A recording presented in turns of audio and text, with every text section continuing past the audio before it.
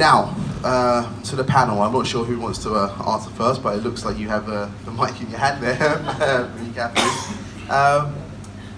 My first question, I suppose, at large, and again, also as well, like, I mean, maybe we kind of have to, I would say speak freely, but how has a movement that is meant to capture the global imagination ended up feeling sometimes so non-inclusive? I think I'll speak first as a Londoner, and having seen or experienced certain things we've all had to experience from different groups who've protested.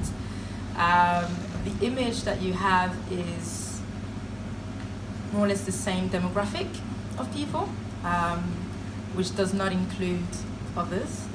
I'm trying to be politically correct. And the systems they use to gain the media's attention, government attention, is not something that we can use. So as a black man or woman or Indian or Chinese or whatever, it's not, we can't just walk down, tie ourselves to something and get arrested and then walk out 2 minutes later happy. We can't do that. And the fact that certain people use their privilege thinking that, our children, my cousins, are terrorized of just walking down the street and being arrested for no reason. And people are using that to try and make their point. And we can't take part in that because we will not be treated the same. And it's actually really annoys me. It's so frustrating. And I have not seen from certain groups any solutions to problems. They have not engaged, as far as I'm aware, or perhaps they have,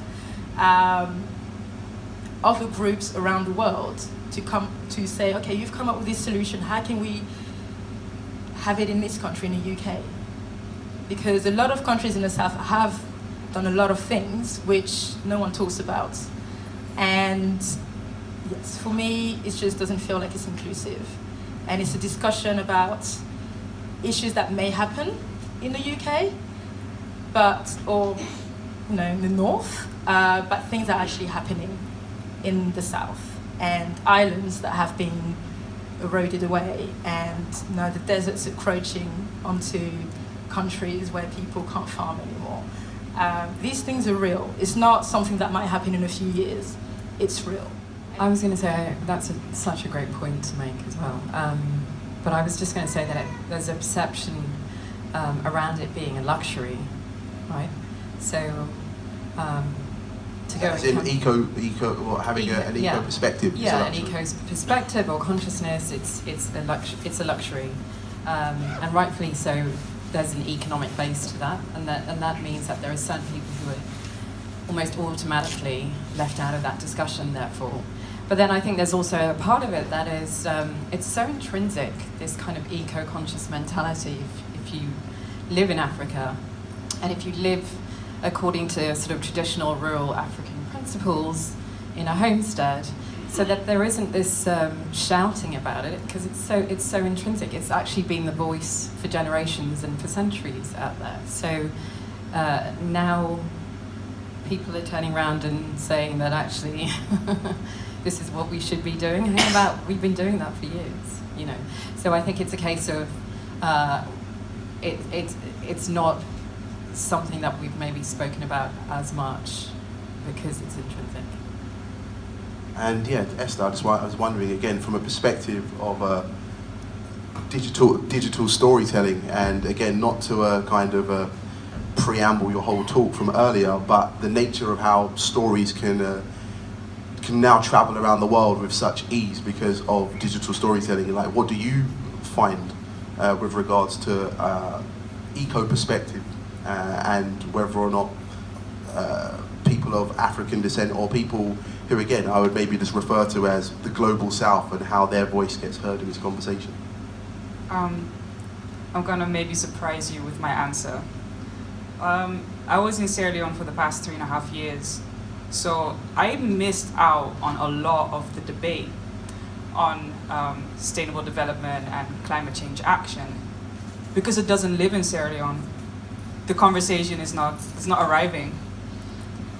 Sierra Leone is now increasingly getting digital and being online, but people are mainly on WhatsApp communicating because it's super expensive to browse, and for 1,000 leones, which is about 10 cents, you can use Facebook, Twitter, and another social media platform unlimited.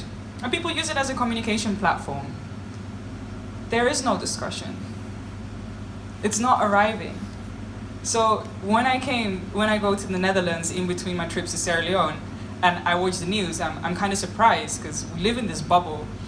And the real concerns in Sierra Leone are development, are not necessarily sustainable development, but making sure that most people live to the next day. So so from a digital storytelling perspective, it's like there's barely any story, not the one that we're hearing here. But as you actually said, some of it has been intrinsic to the Sierra Leonean experience. So that's my answer. Well, I suppose, where I would follow on from that is, as you said, you've been in Sierra Leone for 3 years now, or was it three and a half years? And by being there, you're not attuned to the nuances of the discussion as it has been developing in the West, and particularly, for example, around plastics.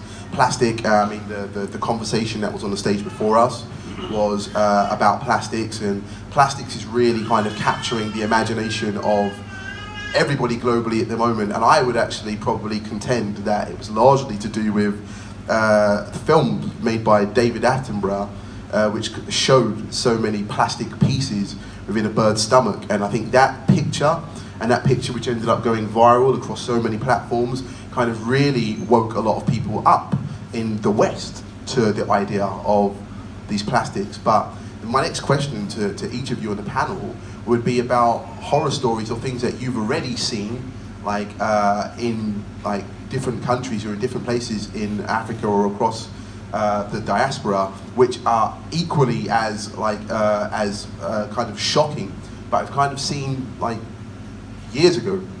And so I was wondering if you could give some examples. I think I'll start with you, Kalimba. Examples with regards to development in Zimbabwe. It is for you. So I think obviously the question around Zimbabwe is really out because it's actually going to take a few years for things to balance out properly or self-correct. But I think the biggest thing you've seen is a lot of development that hasn't been sustainable and has come about because the government has agreed with China, particularly, building contracts. And what these building contracts have done, or what you've seen in terms of development, is a hell of a lot of concrete sort of boxes. Concrete boxes that have just sprung up everywhere and almost like containerized living units. And for me, the biggest tragedy about something like that is that it breaks up the normal, traditional rural ways of living within a homestead, which actually protects the family, it protects the extended family. But if people move out of living in a certain way or living in these sort of, what is also very natural building processes. My grandmother, my great-grandmother, they built their own homes with their own hands, with mud, with straw. And you grew up in that, you were raised by extended family as well within that sort of a setting. But so aside from just the environmental and eco impact, you see this real impact on the family unit, because people aren't living like that anymore. And this is literally just because of various contracts or deals that have been signed at a sort of governmental level. So that's also, from an eco point of view, it's a visual tragedy, right? It's visually so offensive to see this stuff set against, that is just not designed with any kind of consciousness about the landscape. And so that's where it's equally just such a travesty and tragedy. But plastics, I just wanted to say, are quite interesting in Zimbabwe. I don't know about in Sierra Leone or other places, but you buy Coca-Cola bottles, you take them back, you get your dollar back, or you get a refill, right? There's not a huge amount of plastics aside from more and more in supermarkets. But otherwise, like, food is natural, bought in the market, carried as it is, or in banana palms or whatever, and cooked that way. So there isn't traditionally, there hasn't been a huge amount of plastics use in the way that we're used to it in Pret, in Marks and Spencer, in everywhere you go in this country or in this city particularly. I was wondering if then actually, Marie, if you could now like share also some insights with regards to, say, for example, something like palm oil in either Ghana or even in like the Ivory Coast, where you're from. Yes, so I'm sure everybody is aware of palm oil nowadays, and it's been demonized, I would say, as bad for the last few years, since a lot of corporations have taken it to include in their products. Now, I grew up eating palm oil, it makes the best juice. I used to write for a mining company, not to earn money, but to actually be able to see what happens inside, because when you look at the actual messaging about mining companies in the country, it's silent. Not everything that happens is being communicated. Sierra Leone is not only known for diamonds, it's also known for its huge deposits of iron ore and bauxite.